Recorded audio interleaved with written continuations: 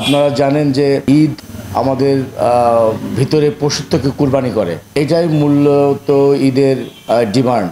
আমরা আমাদের ভিতরে যে পশুত্ব আছে সেটা কুরবানি করব, আমরা আত্মমানবতায় আমরা নিজেদেরকে নিয়োজিত করব, সমাজ সংসারে রাষ্ট্রে শান্তির যে অভয় বাণী সেইটা আসলে এই ঈদের মাধ্যমেই আমরা আমাদের ধর্ম এটা এক ধরনের মেসেজ দেয়। তো আসুন আমরা আজকের এই দিনে আমরা সবাই কায়মনোবাক্যে এই প্রার্থনা করি যে আল্লাহ আমাকে সেইভাবে তৈরি করুক এবং আমি যেন আমার প্রতিবেশীর সাথে, আমার আত্মীয়র সাথে, আমার সমাজের সাথে, সর্বোপরি গ্রাম বা আমার অঞ্চল রাষ্ট্রের সাথে আচরণটা আমি এমন করি যেটা যৌক্তিক এবং ধর্মমতে স্বীকৃত। যাই হোক, আমি আপনার মাধ্যমে পুনরায় আমি দেশবাসীকে আমার ঝিনাইদহ জেলা বিএনপির পক্ষ থেকে আমি ঈদের শুভেচ্ছা জানাচ্ছি। ঈদ মোবারক। আর আপনি জানেন যে দেশে একটা চলমান ক্রাইসিস এর মধ্যে আমরা সবাই আছি।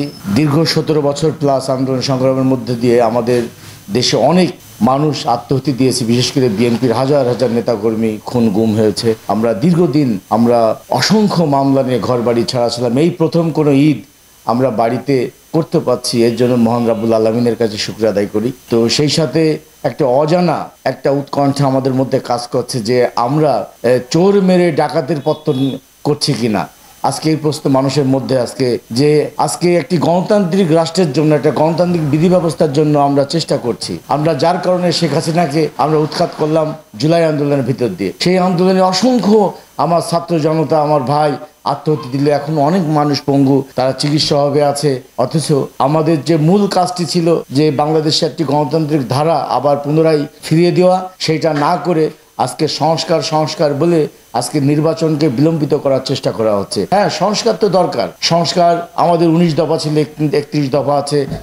বিভিন্ন সময়ের দফাকে ডিমান্ড করে, সেগুলো তখন করতে হয়। এটা একটা চলমান প্রক্রিয়া, সংস্কার একটা চলমান প্রক্রিয়া। এটা যুগে যুগে ছিল, আছে, আগামী দিনে থাকবে। কিন্তু নির্বাচন থেমে থাকবে কেন? আমার নেতা, পার্টির ভারপ্রাপ্ত চেয়ারম্যান, স্বাস্থ্যকর অল টাইম হানিকম, সব সময় অল টাইম হেলদি লাইফ, জনাব তারেক রহমান বলেছেন যে ডিসেম্বরের মধ্যে নির্বাচন দিতে হবে এবং এই ব্যাপারে বাংলাদেশের ম্যাক্সিমাম রাজনৈতিক দল তারাও সমর্থন করেছেন যে হ্যাঁ, ডিসেম্বরের মধ্যেই নির্বাচন দিতে হবে।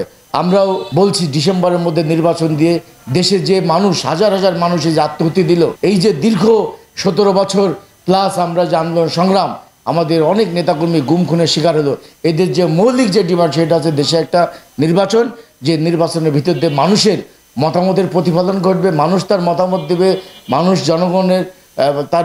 জনগণের যে প্রতিনিধি নির্বাচনের মাধ্যমে সে বেছে নিবে এবং সেটা যে কোনো ব্যক্তি বা যে কোনো দলকে জনগণ বেছে নিতে পারে। সেটা করার পরে বাংলাদেশে একটা গণতান্ত্রিক ধারা ফিরে আসবে। এই ফিরে আসার পরে মানুষের মতামতের ভিত্তিতে যদি কোনো সংস্কার হয়, জনগণের যদি সেই মতামতে যদি সেই সংস্কারে যদি সম্পৃক্ততা থাকে, তাহলে সেই সংস্কারটা মূলত যৌক্তিক হয় এবং সেটা দীর্ঘস্থায়ী হয়।